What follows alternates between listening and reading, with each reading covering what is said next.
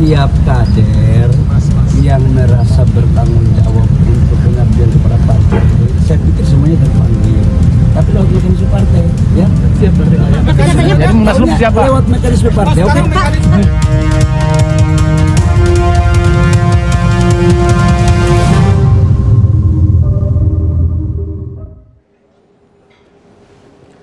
Pemirsa, kita lanjutkan obrolan nongkrong kita.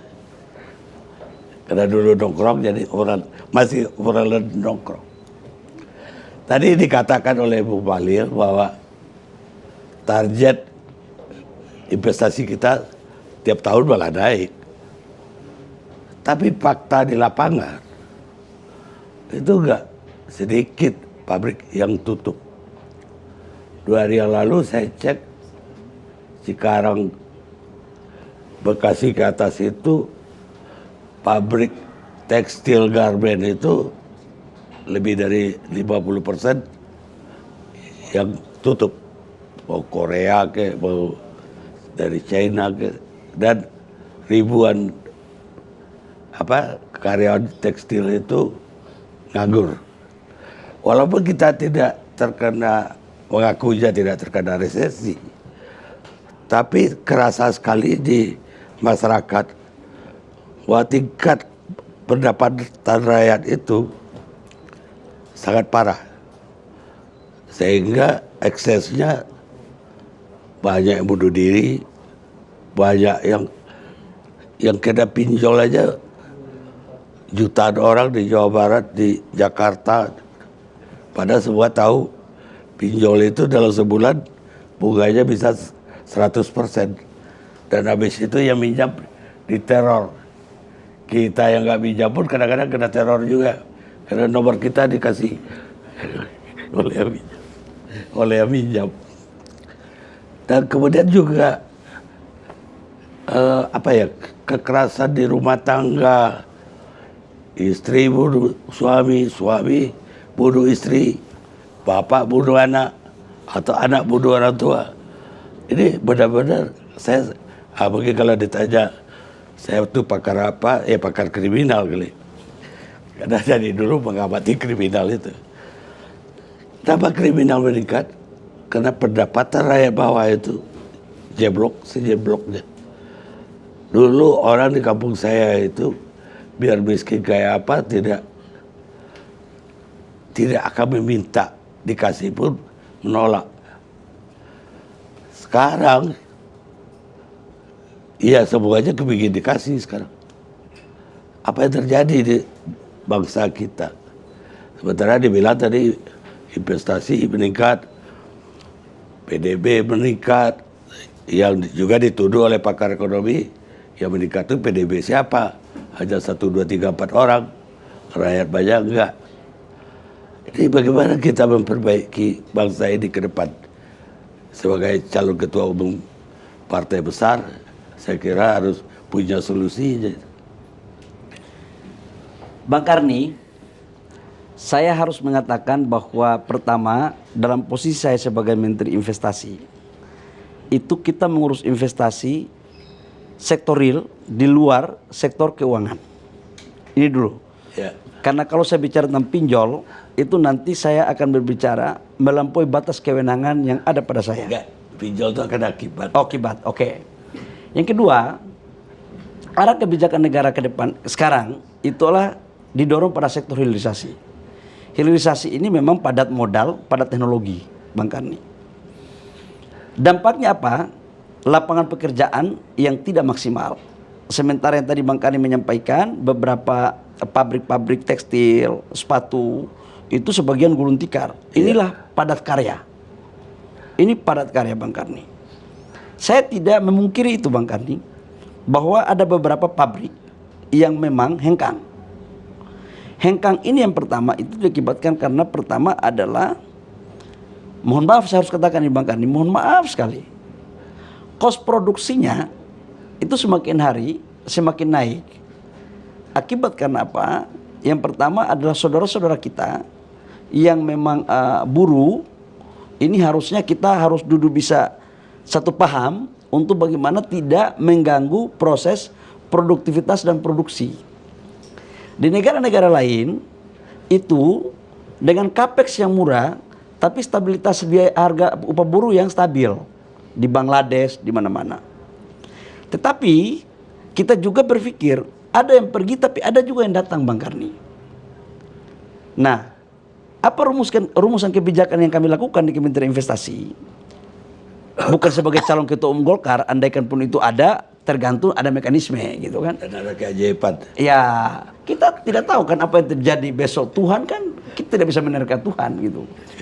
Nah, apa yang kita lakukan adalah blending. Blendingnya bagaimana? Ada investasi yang padat modal, tapi bagian-bagian yang bisa kita padat karyakan, kita padat karyakan. Yang kedua, kenapa kita mendorong hilirisasi, Bang Karni? Ini mendorong pemerataan pertumbuhan.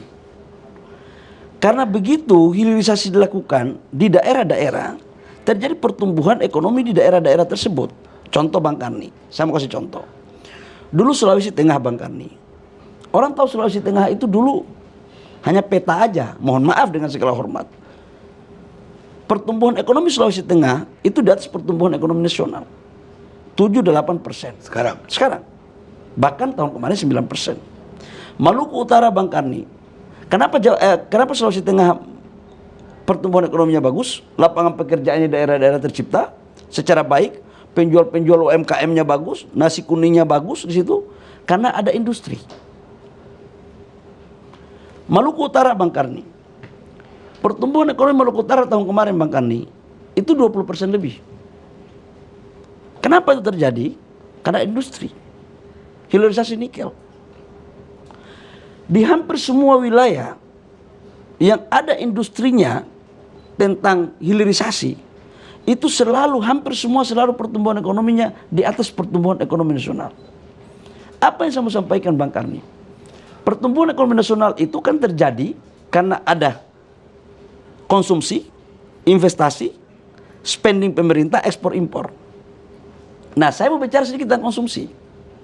Konsumsi itu bisa terjadi kalau ada lapangan pekerjaan, kalau ada kepastian pendapatan. Daya beli itu ada kepastian pendapatan. Kepastian pendapatan itu terjadi karena lapangan pekerjaan, Bang Karni. Lapangan pekerjaan itu terjadi, tidak mungkin kita dorong lewat PNS dan TNI Polri atau BUMN. Itu pasti lewat investasi. Artinya bahwa betul ada terjadi sebagian PHK, tapi sebagian besar juga masuk. Dan itu saya pikir alur yang normal. Bagaimana gagasan ke depan ketika kondisi seperti ini? Gagasan ke depan itu adalah karena hilirisasi ini kan barang baru. Iya. Ya namanya seperti anak, Bang Karni. Kalau kita baru lahir, tidak mungkin langsung lari, Bang Karni. Jalan bertati-tati dulu. Setelah itu kita jatuh baru kita tahu, oh salah kita di mana. Habis itu baru bisa lari profesional. Itulah ibarat hilirisasi ini. Ke depan adalah kita belajar dari apa yang menjadi kekurangan kita. Makanya saya kuliah S3, Bang Karni. Sekarang S3. saya ambil S3 di UI. Mengagumkan. Saya mau tidak mau saya harus kuliah untuk mengkaji secara teoritis keilmuan. Jurusan. Apa yang keliru? Jurusan. Saya ambil tentang ekonomi, saya kajian strategis. Saya akan mengambil tentang hilirisasi yang berkeadilan. Kenapa itu dilakukan? Agar bagaimana kemudian hilirisasi itu tidak dimiliki hanya oleh pemilik modal. Itu maksud saya. Atau sekelompok kecil. Tapi hilirisasi ini terjadi, manfaatnya untuk semuanya. Investor untung, rakyat di bawah untung, negara untung. Kajian ini harus kita lakukan secara bersama-sama, secara komprehensif. Kita nggak usah saling menyalahkan satu dengan yang lain. Negara kita ini terlalu banyak wacana, terlalu banyak konsep, tapi sedikit eksekusi. Tapi saya harus jujur mengatakan, saya bersyukur menjadi menteri di era presiden saya Jokowi. Berani memutuskan daripada berani mewacana. Bahwa ada kekurangan, it's okay, kita akui. Tapi kapan kita tahu kekurangan kita kalau tidak pernah kita memulai? Dan saya pikir pimpinan-pimpinan partai politik ke depan harus juga memikirkan ini bagian daripada perjuangan bangsa. Karena esensi daripada kehadiran sebuah negara itu adalah kesejahteraan, independensi, dan kewibawaan. Instrumen perjuangan adalah partai politik. Nah kebetulan saya kader Golkar, disitulah esensi tentang konsep karya kekaryaan itu. Nyambung ya.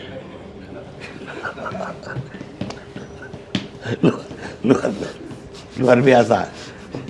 Saya jadi yakin sekarang bahwa Pak Jokowi itu tidak hanya senang sama Bung Bahlil ini hanya karena dia jenaka, tapi punya konsep yang gak kebayang sama orang lain.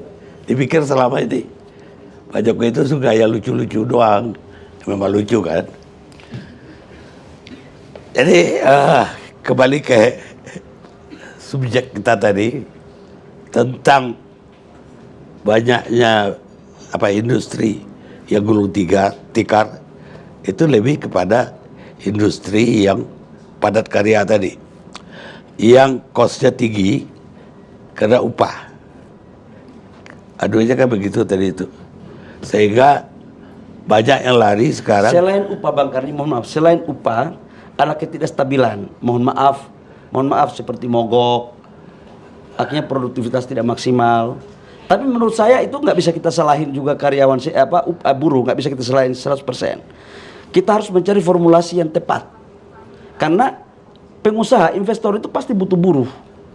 Buruh juga butuh investor. Kalau mereka ini berdebat terus, dua-duanya rugi. Iya. Saya kan pernah jadi karyawan Bang Karni. Jadi pengalaman empiris itu yang mencoba untuk mendorong saya agar ke depan kita bisa mencari solusi yang baik. Ya bukan aja rugi dua-dua aja.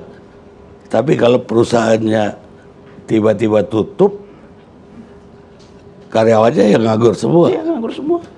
Malah saya dengar berapa pekan lalu ada perusahaan Korea di daerah Bekasi juga yang tiba-tiba memberi libur sama karyawannya ke Pulau Seribu. Ketika karyawan dikasih libur panjang seminggu, itu semua aset pabriknya dijual. Karyawan balik, pabriknya udah nggak ada. Saya nggak tahu laporan ini harusnya ke Depnaker kayak pasti harusnya udah ada masuk. Tapi itu keadaan karena mereka saya dengar lari sekarang tadi ke Bangladesh, ke Kamboja, Myanmar, negara-negara yang selama ini kita anggap terbelakang dalam industri lah. Bahkan baju saya pernah saya buka-buka mereknya di punggung MS.